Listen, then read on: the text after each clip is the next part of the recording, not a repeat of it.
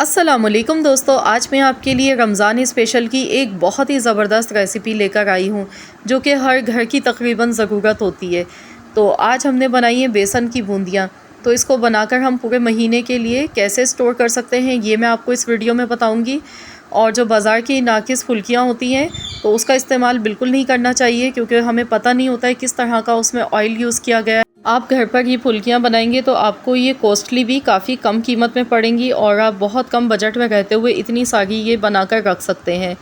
तो चलिए हम रेसिपी देख लेते हैं कि इसको किस तरीके से हमने तैयार किया है। तो यहाँ पर 2 कप बेसन लेंगे। बेसन को छान कर ले लीजिएगा।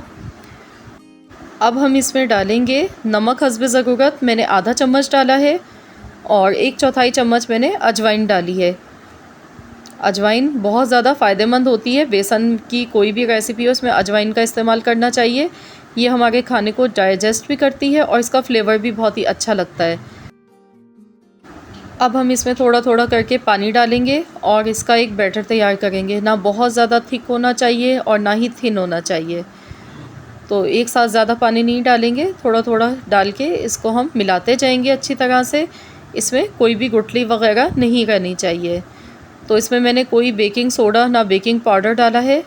Without baking powder baking soda के इसको बनाएंगे फिर भी ये फूली हुई बनेंगी। तो इसकी एक ट्रिक होती है। तो इसकी ट्रिक ये है कि इसको हमने अच्छी तरह से फेंटना होता है, इस तरह से। तो हाथ की मदद से आपने 7 से 8 मिनट तक इसको अच्छी तरह से फेंटना है, जब तक कि ये फ्लफ़ी नहीं हो जाता है, फूला हुआ सा नहीं दिखने लगता है।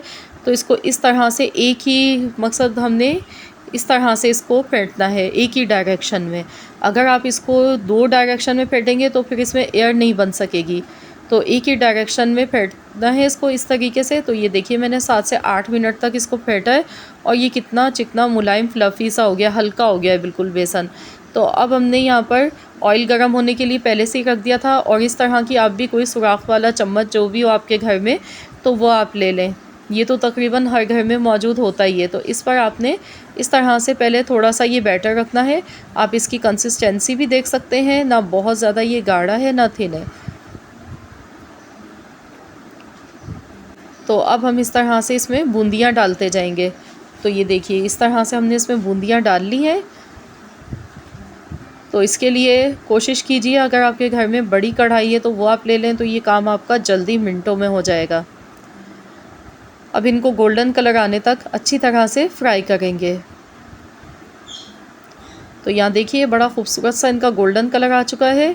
तो चलिए अब हम इनको निकाल लेते हैं और इसी तरीके से बाकी सारी बूंदियाँ भी तैयार कर लेते हैं। ज़्यादा टाइम नहीं लगता है, मिनटों में बन जाती हैं, ये फटाफट बन जाती हैं, क्योंकि इनको फ्राई होने में भी बहुत ही कम टाइम लगता है। तो ये देखिए इस तरीके से मैं बाकी सारी बूंदियाँ तैयार कर रही हूँ। देख सकते हैं इस आपने छलनी को हिलाते जाना है, एक तरफ नहीं रखना है वरना ये आपस में चिपक जाती हैं।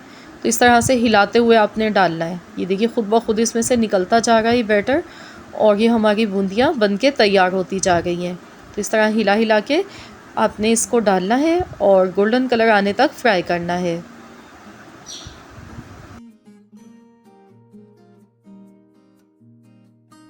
घर की बनी हुई बूंदियाँ वैसे भी ज़्यादा मज़ेदार लगती हैं, क्योंकि ये बेसन से बनी हुई होती हैं, और जो हम बाहर से लेते हैं उसमें मैदा और आटा इस्तेमाल किया गया होता है। तो घर की बनी हुई बूंदियों की तो बात ही अलग होती है। और इफ़्तार स्पेशल में आप ये बनाएं रोज़ाना। आप इसको, मैं इसका तरीका भी आपको बताऊंगी किस तरीके से हम इसे बनाकर तैयार करेंगे। तो ये देखिए हमारी बूंदियाँ बनकर ये तैयार हो गई हैं इस तरीके से। तो चलिए मैं आपको यहाँ पर दिखा देती हूँ कि किस तरीके से आपने अब बनाना है इनको। तो दही हमने यहाँ पर देखिए फेंट लिया है, इसमें मैंने हरी चटनी डाली है। तो हरी चटनी की रेसिपी भी इंशाल्लाह ताला मैं बहुत जल्द अपलोड करने वाली हूँ, तो आप देख लीजिएगा। और इसमें सिर्फ नमक मिलाया है और ये मैंने बूंदियाँ इसमें डाल दी हैं। तो इसको अच्छी तरह से मिक्स कर लेंगे। आप यहाँ पर चाहें अगर आपके पास उबले हुए चने हैं तो वो भी आप इसमें ऐड कर लें, तो ये बहुत ही मज़ेदार लगती है। और थोड़ी सी पापड़ी ऊपर से इसमें डाल लें तो ये बहुत ही मज़ेदार सी हमारी चाट बन जाती है। तो इस तरीके से आप इसको इस्तेमाल करें, बहुत ही मज़ेदार ये लगती है और मिनटों में झटपट बन जाती है।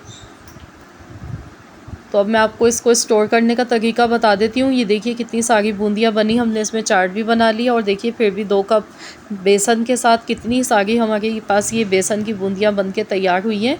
तो इसको स्टोर करने के लिए आपने ज़िप लॉक बैग इस तरह का लेना है, या आपके पास कोई भी एयर टाइट कंटेनर जार है तो आप उसमें भी डाल सकते हैं।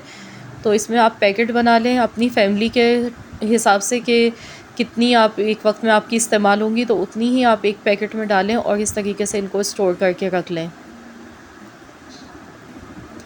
ये देखिए इस तरीके से तो आप पैकेट बना के इसके रख लें और आप इसको रमज़ान के महीने में इस्तेमाल करें, ये ख़राब नहीं होगी।